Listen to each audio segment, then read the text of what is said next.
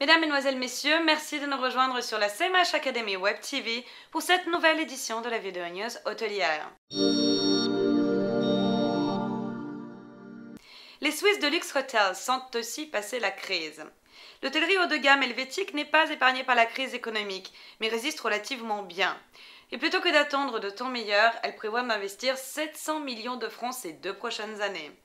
L'état des réservations de la plupart des 39 établissements 5 étoiles membres de Swiss de Luxe Hotels est certes inférieur au chiffre record de juillet-août 2008, mais demeure à un niveau élevé dans beaucoup d'hôtels, a relevé l'association lors de sa conférence de presse annuelle tenue au Mont Pèlerin. Le recul des nuitées est compris entre 5 et 15% pour les palaces de villégiature, mais atteint jusqu'à 25% dans les hôtels en ville. Ceux-ci sont davantage affectés par la crise, en particulier en raison de l'annulation de nombreuses manifestations dans le domaine du corporate business, soit l'hôtellerie d'affaires. Reste, selon le secrétaire général de CDH, Fiorenze Fessler, que ce segment demeure à un niveau élevé et que les réservations d'un grand nombre des hôtels sont comparables à celles des années 2006 et 2007, qui en règle générale avaient été excellentes. Les établissements affiliés à CDH se montrent par ailleurs confiants dans un redressement économique à moyen terme.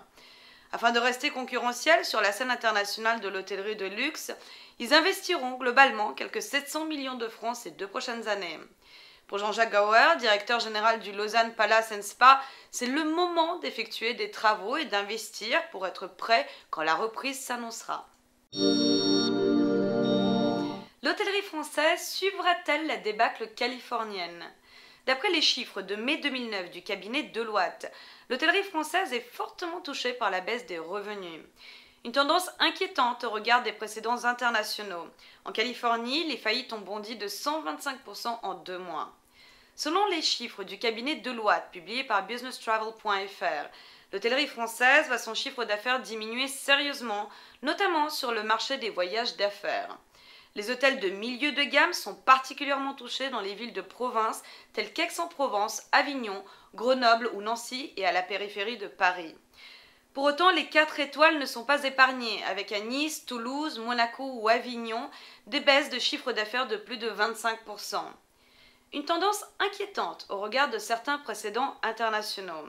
En Californie, la baisse des revenus par chambre a ainsi atteint 21,5% alors que les taux d'intérêt se sont envolés. Une situation qui a conduit à une augmentation des faillites de 125% en 2 mois, les premiers touchés étant les établissements non franchisés. Et bien que la situation financière de l'hôtellerie française ne soit pas comparable avec celle de la Californie, il pourrait être prudent de guetter les premiers signes d'une réelle débâcle. Hôtel Baladin, actionnaires et banques mettent la main au portefeuille. Les actionnaires et les banques à la rescousse de Dynamic Hotel. Ces derniers vont en effet injecter environ 60 millions d'euros dans les hôtels Baladin, propriété du groupe. Objectif affiché, rénover les établissements de la chaîne hôtelière à prix modéré et restructurer sa dette. La société doit en effet faire face à quelques 170 millions d'euros de dettes et de crédits bail. L'injection par ses actionnaires et partenaires bancaires et financiers de nouveaux capitaux sera principalement consacrée à la mise en œuvre de travaux de rénovation des hôtels, précise ainsi la société dans un communiqué. Cet apport inclut également une part de restructuration de la dette du fonds d'investissement Dynamic Hotel géré par CB Richard Ellis Investors, groupe de conseil en immobilier d'entreprise. Depuis la fin de l'année 2008, le 4e groupe hôtelier français a dû en effet faire face à une grave crise de liquidité issue en partie de l'échec d'un refinancement d'un portefeuille d'hôtels en Allemagne. Bilan des courses, 23 millions de crédits bail, 120 millions de crédits sur la France, 31 millions de crédits sur l'Allemagne, tandis que le principal créancier, la Société Générale, menaçait il y a peu de saisir certains établissements. Le fonds a conclu début juillet un accord pour remettre à plat ses engagements financiers en termes d'emprunt via un apport des actionnaires, un report d'échéance par les banques et un rééchelonnement des paiements des crédits bail. La gestion du parc, jusqu'alors assurée par la filiale Dynamic Hotel Management, sera confiée à Parfir, une société tiers de gestion opérationnelle hôtelière.